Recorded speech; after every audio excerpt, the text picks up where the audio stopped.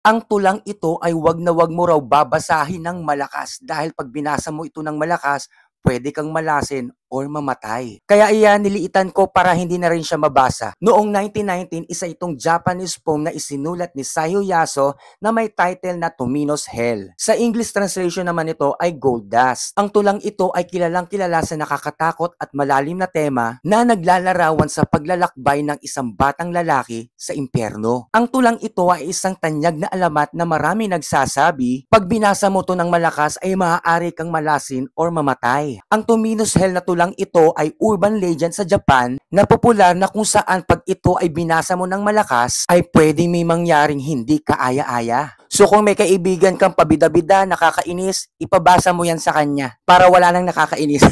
Hindi, joke lang, joke lang. Pero marami din naman nagsasabi na pwede mo rin daw itong basahin sa isipan mo lang, wag mo lang babasahin ng malakas. Pero kung gusto mo talaga siyang basahin, bahala ka, pero ako ayoko. Mahirap na. So yun lang, wag mo na rin akong kalimutan, follow mo na rin ako. Thank you.